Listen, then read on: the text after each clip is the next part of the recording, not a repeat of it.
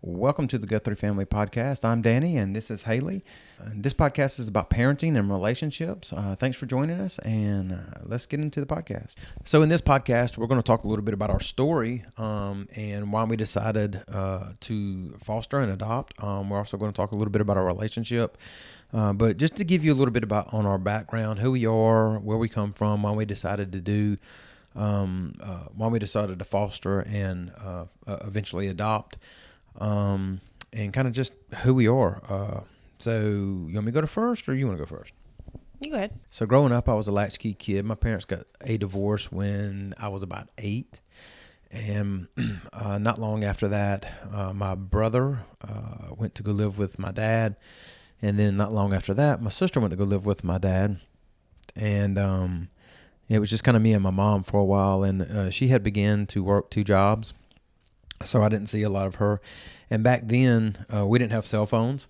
And we communicated through notes, which I always think that's pretty neat. I tell people that story all the time that I was like, at the time, probably 9, 10, probably 10. Yeah, probably 10. So we communicated through writing notes. Mama would be at work. I could always call her at work, but a lot of times in the evening times, you know, she'd be on her way home, you know, just had places to go.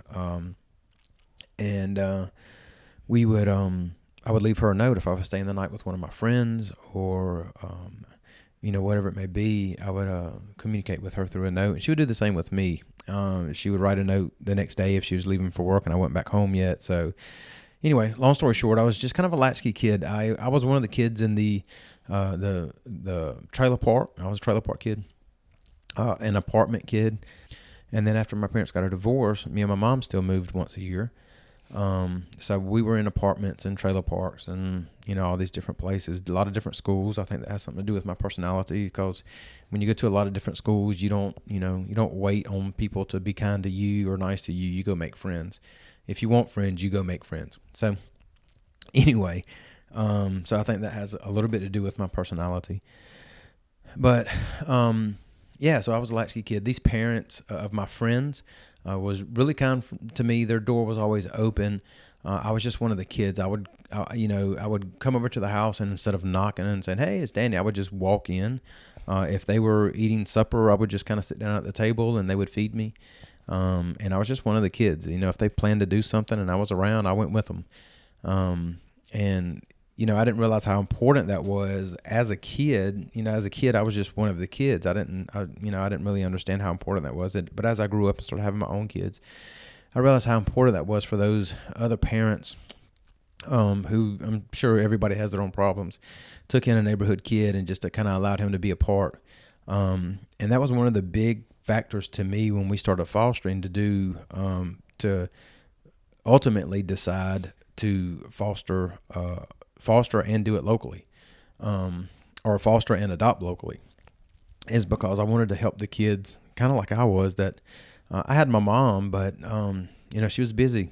She was busy with her life, and you know, I was just a latchkey kid. So I had a lot of people taking care of me growing up, a lot of different families, and you know, I just wanted to be that family for some local kids that needed help. So that's kind of what shaped me as far as wanting to adopt and foster. And then with Haley, we did not get married until I was 28. Is that right? You were 27. I always think I was 28. I still think I'm 28. I still think I was 25, so you were 27. Okay. All right. So, so you know, we got married a little bit later than than the average, I guess. I was looking for the right girl. I dated around, couldn't ever really find the right girl. And when I found her, I told her that I would have married her almost the moment I met her. Oh. Yeah, she don't believe that, but I would have. I dated around enough to know what I wanted and what I didn't want, and then when I met her, I knew that was what I wanted. So, and God blessed us with her falling in love with me for some reason, and we ended up getting married. But that's kind of my story, a little bit about my background and what led me up to foster care and adoption. What about you? So mine's a little different from Danny's. My parents have been married at this point about 45 years. Actually, more than that. But anyway, I don't remember dates very well. So I'm the oldest of 4 children. My dad was a teacher growing up, and my mom was a stay-at-home mom. And we grew up in Texas, ended up moving here. And my dad ended up doing a different type of job here. He came here to be a teacher and ended up working with computers. My mom ended up working as well. And anyways, I grew up in a very loving Christian home. When I was born, my parents actually had a foster child that was living with them. Her name was Betty. She was... I obviously loved her very much. I have very fond memories of her, what I can remember. My mom actually was a secretary when we lived in Texas at a children's home before I was born. And so Betty ended up being their foster child, and she lived with them for 5 or 6 years. I can't remember. And then she went back to live with her parent or her mom. And so I always had in my mind very fond memories of fostering, and had talked about adoption. Danny and I had talked about it a good bit. My parents had talked about adoption at one point in time. So I had that seed planted pretty early in life. And so when we started talking about adoption, I was definitely excited about adopting because we only had 2 children, and we only planned to have 2 children. Just pregnancies were not very kind to me. And so, when we started talking about adopting, we looked into foreign adoption and finally decided that we would adopt through domestic, the DHR, through domestic adoption. We got married in 2003. We had Zoe in 2004. We had Molly in 2006. Haley's pregnancies were terrible. Long story short, without going through all of that, the doctor basically told me after she had Molly, which was our second, that Haley did not need to get pregnant again. And he kind of looked at me with the eye like, she don't need to get pregnant again. She didn't do real well. So not long after that, I ended up having a vasectomy, and so that took care of that issue. But I don't know if we ever really discussed it, but I guess it was just we wanted more children.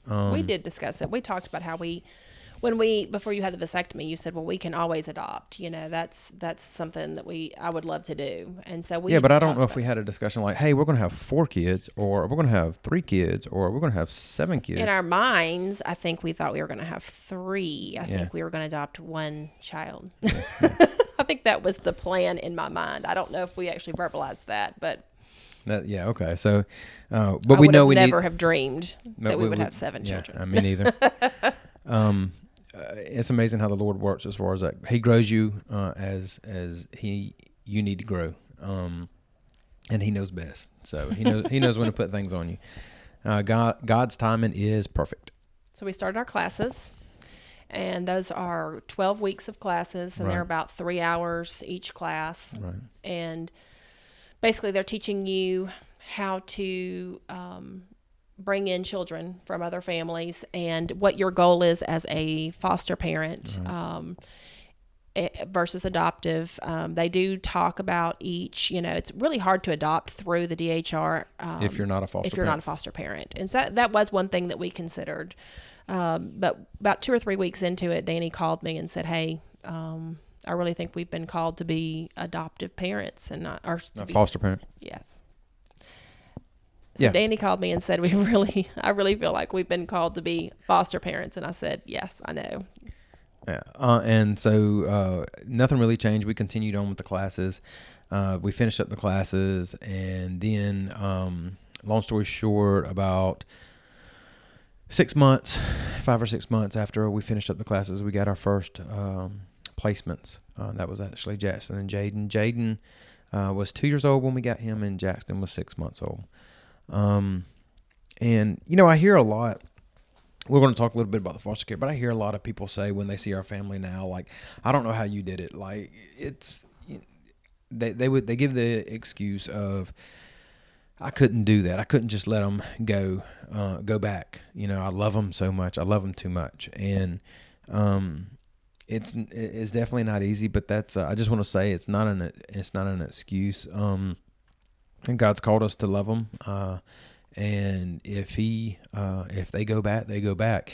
You have an opportunity, as the Great Commission says, to share the gospel with these children, to love on these children, and they're in your home 24/7. So what better way to be a witness to them? And if they go back and go out into the world, then that's what happens. It's not easy, but it's not an excuse if God's calling you to do something not to do it. So there's a whole article that's been written about it, and I cannot requote who the author is. It was, and it may have been written on Facebook, but it was written by a foster mother about foster care and the excuses that we all have used, when we're talking about foster care. You reposted that once, didn't you? I did. I sure did. It probably should be on there. So, anyways, it just talks about that what we're doing basically is we're protecting ourselves when we say that, because what we're afraid of is that we're not going to be able to get over that loss. And it is a loss. When we had Jackson and Jaden, we had them for a year and a half, and they went back to live with their parents. And very abruptly. That was a tough time. Very devastating. And we weren't really sure. The circumstances were a little sketchy at the time, and we weren't really sure what they were going back into, and it was a little heartbreaking for us. But what this article talked about was stop focusing on ourselves and how we would feel and what we think, and focus on what these children need. So even though it is a transition time, and even through the classes of DHR, they talk about how these children, your goal is to get them back with their parents. And sometimes you sit there and you look at them and you think, there's no way I can send them back to their parents, and it depends on, we've dealt with several parents that we thought, but at the same time, we can't play God in that situation. And so you have to allow yourself to love these children, because that's what they need during this time. They need that structure. They need that love, that unconditional love that they're not getting. Because it's not fair to them either. So when you say, I can't do it because of how I feel, you're really saying, well, the way I feel is more important than how the child feels. Now, saying that, I do not think everyone is called to foster care. I think that if you're not called to it, there are things, and we hear all about in this crazy world we live in, of things that have happened to foster children. Well, as a Christian, we're called to take care of the widows and orphans, and these kids are not necessarily orphans, but because of a death. But when they come to into the foster care system, they have lost their mother and dad. They don't have anything, and whatever God's gifted you with, we're all called to help in some way with these children. Like Haley said, I don't think everybody's called to foster care. I don't think that's what it is. But I do believe that everybody's called to help in some kind of way. So anyway, and we're not here to convince people to be foster parents, but there are people who are out there who are thinking about it, who have thought about it. We get so many messages from people that say, hey, I've really thought about it. I really think that's what I want to do. And we want to encourage you, if that's what you think you're called to do, you need to walk in that. The hard thing sometimes that I hear from a lot of people, that maybe the husband and wife aren't on the same page. So that's what we're kind of here to talk about, is how to be on the same page with that. And we're going to be talking about that more later on, is relationships and how important it is for your relationship to be where it needs to be, so that you could be on the same page as far as fostering and adoption goes. After we got Jackson and Jaden, and Haley's already mentioned that they went back about a year later. It wasn't long after that, about 3 months after that they came back. And when they came back into our home, they came back with a sister. During that time, and Dalen was 5 months old. Yeah, at 5 months. So, but during that time, we had I think, one other placement that had already come into our home and went back out. And then we had another placement, which was Colton. We got Colton during that time. So we got Colton during the time when we had Jaden and Jackson the first time. So Jackson was 14 months old, and Jaden was 2.5 or 3. And we got Colton, who was 8 months old at the time. And so we got Colton with the words of, you'll just have him for a couple of months, just until everything gets settled out. Maybe a month. When we went to whenever you get a child in care, you have a court hearing within 48 hours. And we went to all of our court hearings. So we went to that hearing. Mom seemed like she was just on tough times, and told the judge, that she was going to get her life together. And that he said that she could have him, if she would do what he's telling her to do, that she could have him back within the month, actually. So Colton was not a child that we thought was going to be with us long. So when we received Colton, like Haley said, he was like 8 months old. This is something I don't think I'll ever forget. But Colton had a moaning thing. Like he's 8 months old. He's a child. A baby. Yeah, he's a baby. And he obviously come with some issues. All of them do. But he had this moaning thing that drove everybody crazy. We eventually got used to it, but he would just sit. Constantly. All the time. 24/7. It drove us nuts. We finally got used to it, but people would come over and they're like, why is he doing that? Like, we've got to go. Yeah, like my mom would come over and she'd spend like 10 minutes there and she was like, I got to go home. Because he would moan constantly. It went on for about a year and a half.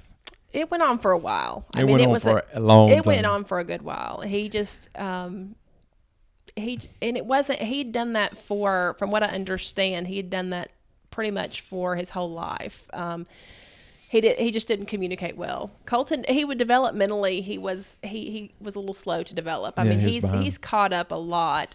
He's not. We're almost there, but I mean, he also he didn't walk until he was 2 years old. Right. So he had some things we had to catch up on. Right. So. And we're still working on that. But so anyway, we got him. So at that time, we had a couple other placements that came and went back, and then we thought we were done. So we had we had our two biological daughters, Zoe and Molly. We had Jaden, Jackson, Danilyn, which was the little sister that came back with us at 3 months.